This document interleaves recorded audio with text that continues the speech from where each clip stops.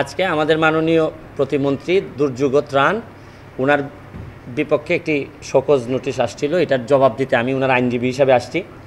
তো দেখা যাচ্ছে যে একটা ভিডিও এখানে দেখানো হয়েছে, যে ভিডিওটার মধ্যে বলা হয়েছে যে তিনজনের জন্য ভোট চাওয়ার কথা বলা হয়েছে, এখানে কোনো নাম নাই, কারোর জন্য কোনো কি নাই।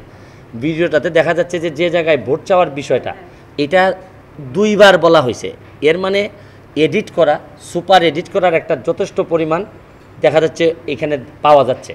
এখন তো দেখা যাচ্ছে যে এইগুলা চ্যালেঞ্জ করলে সময় আছে মাত্র 2-3 দিন, এটা পাঠাইতে হবে ফরেন্সিকে।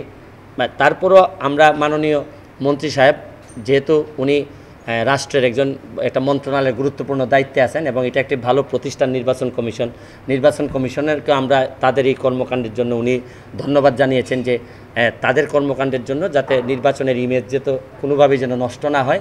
এই জন্য উনি এটাও বলছেন যে কোনো কারণে মানে আমার জানার বাইরে এরকম কোনো কারণেও যদি কোনো আইন আপনাদের ভঙ্গ হয়ে থাকে তো এইটার জন্য আমি দুঃখ প্রকাশ করতেছি এবং ভবিষ্যতে আমরা আরও সতর্ক থাকব। না ক্ষমা চাওয়ার বিষয়টা কিন্তু অপরাধ অ্যাডমিট করে কিন্তু ক্ষমার বিষয় না। বিষয় হচ্ছে কি, আপনি যে আমার বিরুদ্ধে একটা অভিযোগ আনছেন, তো আমি এটা নির্বাচনী প্রচারণায় যাই না, আমি গেছিলাম হচ্ছে গিয়ে ঘূর্ণিঝড়ে ক্ষতিগ্রস্ত একটা জায়গায়। তো এই জায়গাটাতে যে গেছি, আমি তো মাথায় আমার ঘূর্ণিঝড়, মাথায় তো আমার নির্বাচনের এত আইন ছিল না। তো আমি আসলে ঠিক আইনের যে ব্যত্যয় ইন্টেনশনালি ঘটাইছি তা না, আমি আমার যে অপরাধ যেটা আমার বিরুদ্ধে আনা হয়েছে এটা আমার বিষয়টা অ্যাডমিশনের না।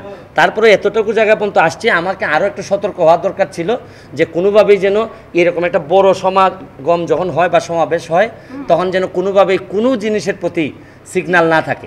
উনি আসলে অতি সুখে পাথর হয়ে গেছেন, যে উনার মতো একজন ভদ্রলোকের বিরুদ্ধে এরকম কথা বলার কারণে অতি সুখে পাথর।